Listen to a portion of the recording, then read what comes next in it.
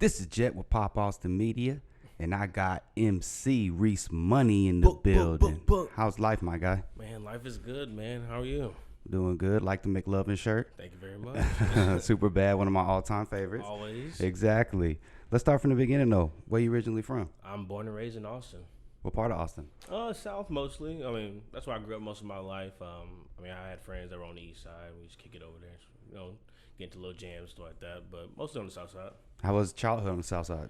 We weren't rich and nothing like that, but my moms and my pops did good for what they were dealt, the cars that they were dealt. You know what I mean? They made sure they provided, right? Yeah.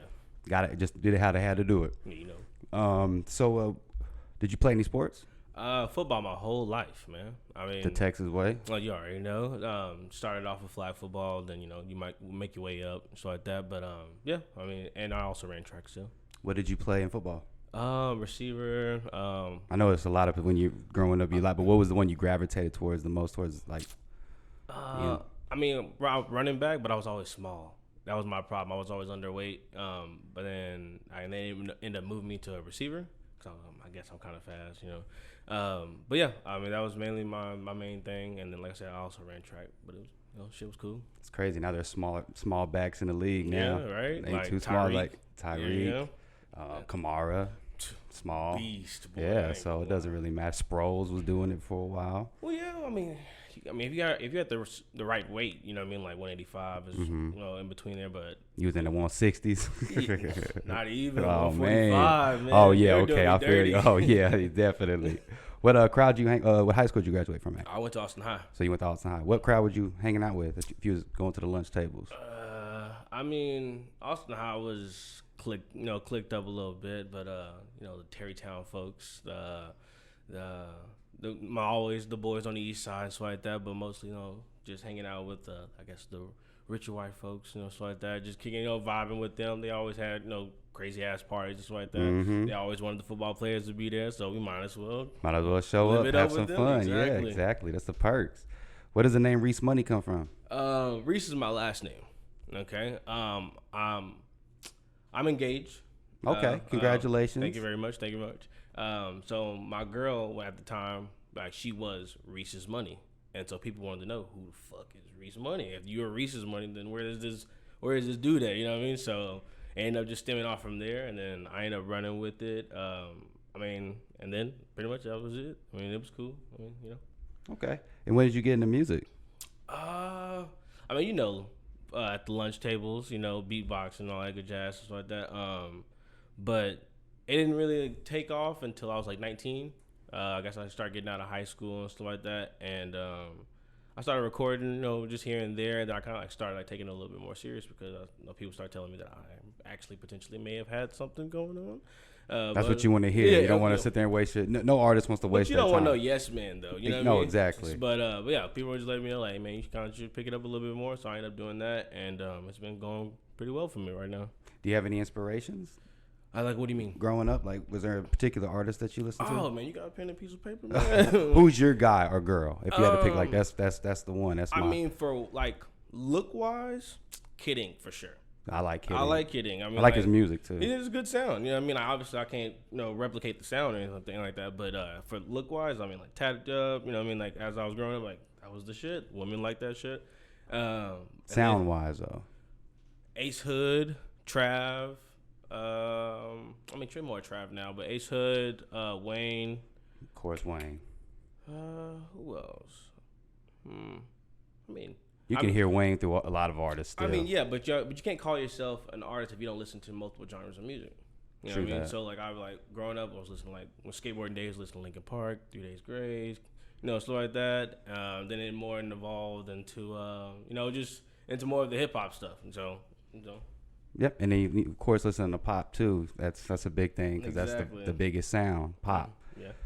So I was gonna say, where does your style come from in a sense of your gear? I don't know. I like to. I saw you said Kid Ink. You said the look wise. Yeah, look wise. Tatted Cali pretty much Cali influenced. The Cali influence. I feel like, like back in the day, like the tanks, stuff like that, but just like the skinny jeans, the crazy colors and stuff like that. Like right now, I got the SB, Ben Jerry. No, yeah, those is crazy. You know what I mean? Crazy ass colors and stuff like that. Like make you stand out, pop type things and stuff like that. Cool. So I saw you performed at Antone's earlier this. That's what I saw. So okay. you performed earlier this month, right? I did. So talk about that experience. It was cool. Antone's is legendary to me out here. What's crazy about it is that I had never heard of it until I was telling like my folks like pretty much like I was performing there, and they were letting me know like pretty much like they don't really like do hip hop music. It's more of like live bands stuff like that. Yeah, there's been hip hop artists that's performed there. Have you heard of Certified? He opened up for Raekwon, and Raekwon actually performed there before. We did a documentary on that. But Nice. There's not a lot though. Okay. But that I yeah, would think about. It was cool. More blues, I would think. Yeah, too. yeah. That's what I was thinking. But Slimecito was cool. It was everybody, all the artists was cool as well. It's a lot bigger than I expected. More space, stuff like that. But I wish we would have got a bigger crowd out there. Oh yeah, I mean, well, it's developing, especially since after the pandemic. Yeah, people are still trying to figure it out. Going outside, a lot more people are outside, but they're still trying to figure it out. Yeah. Do you remember your very first show? My very first show? Yeah. It was horrible. It was at Scratch House. And oh, shouts out to Scratch House, yeah, R.I.P. Right? Yeah, right. God dang, it was horrible, man. I was nervous as hell. It was like it was my very first time performing, and my girl told me that it looked like I was lip syncing in the crowd. Like so, I like to move around and stuff like that, jump around, move around, talk to the crowd, stuff like that. And the mic needs to be here, but I had it here. Oh no! So like, you could hear the music clearly, but like, it was horrible. It'd have been a nightmare if it was no vocals in the back, just straight up like, what is he saying? Yeah, exactly. So it was, but it taught me a lot, and I've grown from then, and I've gotten a lot more confidence since then. For sure. You got to mess up to know what not to do, unfortunately. Yeah. It sucks. Unless somebody walks up to you and be like, hey, man, before you do that. What's crazy about it as an artist, like when you start to make music, they don't tell you, hey, you might have to perform. You know what I mean? you don't. It doesn't go in your mind. You don't think, you know right? What I mean, maybe you don't know if you're good enough, or you feel like you're not good enough. Then you don't never like try to perform. But I mean, once you do it, it's a learning experience for sure. It definitely is. That is so true. But I mean, at the end of the day, you still that's why you're doing it. You want to perform it. But like you said, you never know. You just never know. I love performing, man. That shit's crazy. I bet it's ridiculous. It's like better than scoring touchdowns. What is the part that excites you the most, that you just get to showcase your music to people? It's like putting a baby out there and letting people judge the baby. It's like making a baby and letting people judge this baby. And it's just like when you see people moving their head and rocking and like eyes is on you, then you know you got their attention. So you know you got something. So I just feel like I just love getting on stage and pretty much blacking out performing, man, and just doing my thing. Talk about Bad Bitch. Was that your last single? Yeah. And it looks like you're delving into pop as well. Yeah. You gotta know when you gotta use that auto tune. You know what I mean? But I wanted to make a song that was a radio. I mean, I don't know. I gotta clean it up a little bit. But but I feel you though. I wanted to make a radio hit. Bad Chick, called Bad Chick. Yeah. But that's the thing is, like when you get a bad rap from the word bitch. You know what I mean? So like when people say a bad bitch, like I wanted to let somebody know like what I wanted in a woman. You know what I mean? What I was looking at, stuff like that. So that's why I just came up with I had the beat from A1 Vibes, and then I ran with it literally like that. Made the song like a day. Dope. And then you talking about you're not calling her a B-word, but talking about your girl basically too. Yeah. I mean, I like to. It's a little shout out to your girl in there probably too. Yeah, right. Sure. I like to. I try to put myself in other people's shoes. You know what I mean? I it could be about my girl, but I try to make the song where it could be about your girl or how this man's girl. It could be anybody's. You know what I mean? It could be anybody's type of girl. So I tried to make it relatable to where everybody can sing it. Yeah. Okay, yeah. It's kind of like I listen to Kalani and I can sing along to some of her stuff because she's talking about a girl. See what I'm saying? It's just weird how that works. It works. Paradox. Yo. Productions, is that your go-to? people for videographers? Because I mean, that we've had them here with. I know they do stuff with Through the Lens as well. That's Steven Texan. That's my guy. Let's talk about that. Is that your go-to, or do you go people. around? That's my team. I mean, well, that's who I'm with. I'm with Paradox. Shout out Cam. Shout out Through the Lens. Steven. I pretty much we're in the works of getting some stuff going on within the next few weeks. Pretty much we run I remember listening to a podcast that you just did recently with somebody. You were just saying as a team, it's better to run as a team. So it is. So pretty much we came together collectively. But yeah, that's pretty much who I go to for videos and stuff like that. How did that relationship come about? Have y'all known each other for a long time, before, or was it just crazy, man? It feels like it's been a long time, but it's only really been I guess because 2 years from the pandemic. You know what I mean? So I guess 3 years. It makes it's like a. It is a blur. It's a blur. Yeah. It's just those years didn't happen. Yeah, exactly. Basically, it's pretty much 3 years. I would say 3 years. It definitely feels longer, man. We're more like a family. I'd heard about my man Cam for the longest time through the grapevine of people and stuff like that, and I just never got a chance to meet up with him. And I ended up finally getting into a studio with him back out.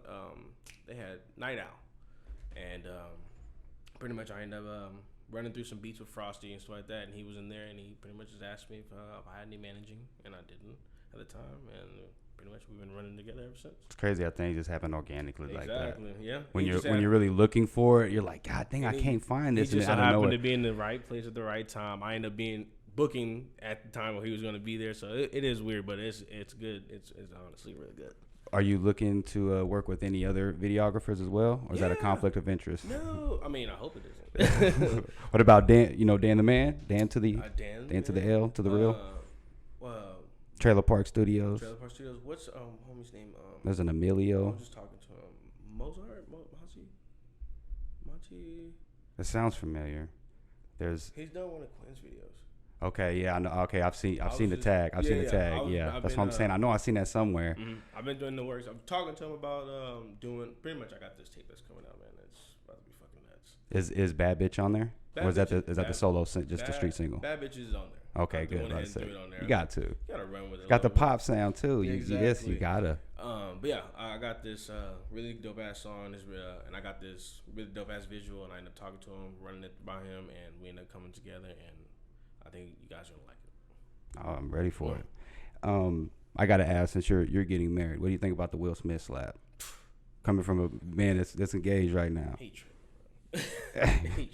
He shouldn't have did that shit. Everybody talking about. I just gotta ask with different people's opinions. He definitely should have did that shit. And me and my girl talk about this shit all the time. I feel like the respect, did you see him laughing at the joke? Yeah, he was laughed, and then she looked at him, and he was like, "Damn it." Yeah, I feel. And then on top of that, you gotta know, let's say this: the people that are 10 years old right now, or 20 or 30 years old right now, in 20 years, they're not gonna know Will Smith for being this great ass actor. They're gonna remember him as the person that slapped some motherfucker at the Oscars. Exactly. And that sucks. The Fresh Prince, the Grammys he's won, and the new Fresh. Men in Black. I've seen a little bit of it. Yeah, nice, it is. Nice. It's real nice.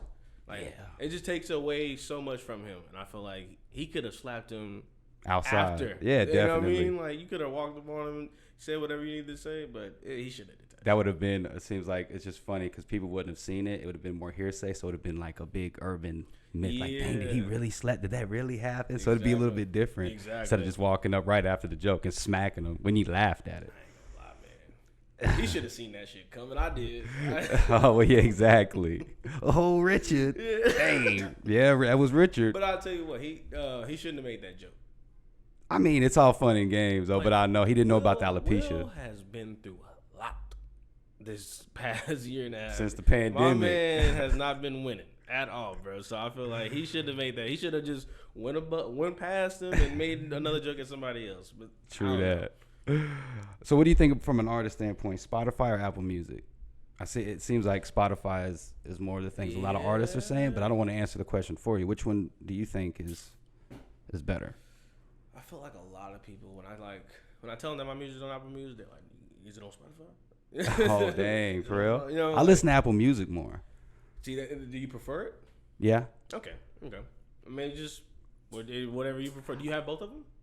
I do. Okay. Yeah, I have both of them. So yeah, it's whatever. Yeah, I'm just curious, especially from the artist standpoint. It seems like they give you your numbers. I like the raps, and then they give you your playlists are a lot more accessible to where Apple is so filtered and it has to be a certain. Yeah, exactly. I don't know. I feel like I do like Spotify a little bit better. I mean, you kind of convinced me a little bit. Oh yeah. That's what I take a lot though. What do you think about the Austin scene? Seeing you growing up out here and all that good stuff. Just seeing it morph into what it is. It's nice. I mean, are you talking like just musically wise or just the music scene? It's hard. I feel like with my second project, Austin Tsunami, I wanted to get all collectively who I thought was good as artists, or I mean, not saying good, but who I messed with and who messed with me. Yeah. If you like their sound, they got to be good on your record. Exactly. So you don't want no yes man, like you said. True. Go ahead. I wanted to kind of put them together, put all of us collectively together, and get on each other's beats without kind of like how Chicago did. They did that shit so quick, and they did it. Some of them weren't even paying for features. They were just hopping on each other things and getting to it. That drill scene crazy. Pushing the videos out and everything. Man, I was like, that's what I wanted to do, and it just didn't happen. It just didn't happen. I mean, it's a lot more. I don't know. How can I explain this? It's a little bit better now. I feel like a lot of the new artists that are popping out, they are more easier to get a hold of and work with, so like that. Some people just don't want to work. Or they expect you to. I'm not saying if you feel like you $1,000 worth for the feature. Oh, that's ridiculous. But I'm not doing it. I'd rather put that into my promotion. That's crazy for people to even pay for features. Is there's like a select few, and it's why are you going to ask the person why are you paying for this feature? It's like Tom Cruise. They're paying Tom Cruise $50 million. They know Tom Cruise is going to give him that money back. Exactly. There's definitely an ROI on that. And then when there be dudes that do features and they don't promote it. They don't you mean like I hear that a lot too. If I hop on your shit, I'm gonna promote that motherfucker like it's my song too. You know what I mean? Like I just don't get that. I don't reciprocate that same energy. So I just be trying to say to myself. Comes off as a cash grab to the other artists. Like you said, I've heard a lot of people, and then I've heard people even put I think it was King Savage said it, and he was like. It's in the contract when you sign it, like, yo, you got to promote this every day for a while. You got to, bro. I mean, why wouldn't you, bro? I mean, you put you spent time on the verse. I mean, why wouldn't you? If it's a good song, then why wouldn't you want to promote that motherfucker like that? And it turns off the consumer as well. Like, why ain't this person? That's double the promotion, bro. Yeah.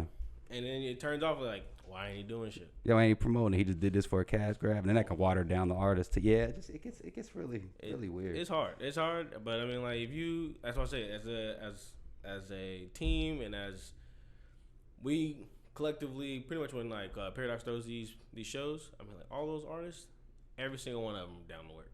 Every single one of them. Don't matter what. Nobody's asking for feature money and whatnot. I mean like I feel like I'm pretty decent. I'm not going to charge nobody out the wazoo for, you know what I mean? Let's get to them. Let's do this, bro. Let me get your fans. You get my fans. Let's do this shit. But they ain't doing that shit, bro. Yeah. Doesn't seem like it. That's sad. So you said you got something coming out. Yeah. EP? Yeah. Album? What is it? It's really skewed nowadays what an EP is. Over 7 songs is... seven or 8 songs, I believe. Is an EP, right? Yeah. Anything over? So it's rough like 15. Okay, so it's an album then. Yeah. Do you have a name for it? Rated R. Rated R. Yes. It's going to be... I feel like with my Austin Tsunami, it was more like pop vibes, party, club bangers like that. Rated R, it's some hard shit.